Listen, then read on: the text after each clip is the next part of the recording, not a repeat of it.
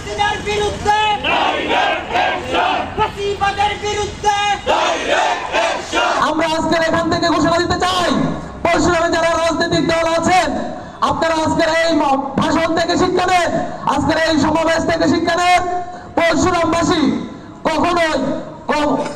কখনোই কোন চাঁদাবাজ এবং সন্ত্রাসবাদকে প্রশ্রয় দিবে না। যদি আপনারা রাজনীতি করতে চান শান্তিপূর্ণভাবে সহাবস্থা নিয়ে পরশুরামে রাজনীতি করতে হবে। যদি আপনাদের মাঝে ফ্যাসিজমের কোন চিহ্ন আমরা লক্ষ্য করে তাহলে 24-এর যে আন্দোলন হয়েছিল সমগ্র বাংলাদেশের ন্যায় পরশুরামে আমরা সর্বস্তরের জনগণকে নিয়ে আপনাদেরকে প্রতিহত করতে বাধ্য হব। তাই আপনাদেরকে আবারও বলতে চাই, পরশুরামে অপমর জনতার সেন্টিমেন্টের দিকে লক্ষ্য রেখে এখানে রাজনীতি করতে হলে আপনাদেরকে সবাইকে নিয়ে শান্তিপূর্ণভাবে রাজনীতি করতে হবে, নাহলে আপনাদের অবস্থাও হবে সেই আওয়ামী লীগ ফ্যাসিজমের মতো। ফ্যাসিবাদী শাসন কায়েম ছিল, ওখান থেকে প্রতিরোধ করে জুলাইয়ে আমাদের যে আন্দোলন, তার পরবর্তীতে আগস্টের 5 তারিখে এসে আমরা বিজয় অর্জন করেছি। ওটা ছিল আমাদের চরম প্রতিরোধ।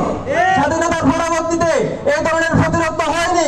পুরো পৃথিবীর ইতিহাসে যদি আপনি বিপ্লবের কাহিনী শুনেন, তার মধ্যে অন্যতম একটি বিপ্লব এই 5 আগস্টের বিপ্লব। এই বিপ্লবের মাধ্যমে আমরা প্রতিরোধ যারা করেছি, আমরা তারাই আজকে এখানে উপস্থিত হয়েছি। এই প্রতিরোধ থেকে পরবর্তীতে আরেকটা আমাদের কাজ আছে, তা হচ্ছে পুনর্গঠন। এই অডিটোরিয়ামটা আসলে কার নামে? শেখ জামাল নাকি শেখ জামাল অডিটোরিয়াম আছে। এই অডিটোরিয়াম আমরা খুব শীঘ্রই আমাদের পরশুরামের গর্ব শহীদ কাউসারের নাম আমরা এটা ঘোষণা করবো। এইটাতে আপনারা সবাই একমত হবেন।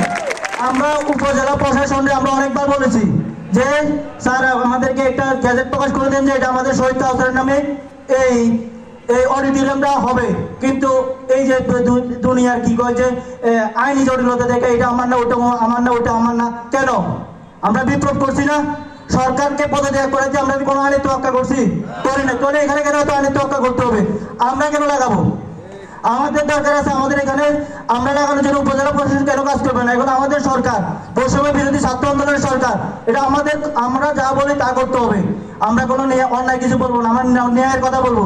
শেখ কামাল আমরা আগে দেখতাম 21শে ফেব্রুয়ারি, 7ই মার্চ বা 5ই আগস্ট যত কিছু দেখি, রাত পোহালে শোনা যেত বঙ্গবন্ধু মরে নাই। এই জিনিসটা আর কখনো শোনা যাবে না। এখন কি এই বঙ্গবন্ধুর কথা যারা বলে তারা বলবেন যে তাদের বলবেন এই বঙ্গবন্ধু দুনিয়ার একটা বুড়ো বঙ্গবন্ধু। তারা হচ্ছে নিজেদের কি একটা বংশমিত্র আধিপত্য বিস্তার করছে। যেমনটা আমাদের গ্রামের যে প্রভাবশালীরা যারা যেরকম আধিপত্য বিস্তার করে ওই রকম আধিপত্য বিস্তার করতেছে। তো আমরা কাউকে আধিপত্য বিস্তার করতে দেবো না। আমরা এই অডিটোরিয়ামে শহীদ কাউসারের নামে দেখতেছি।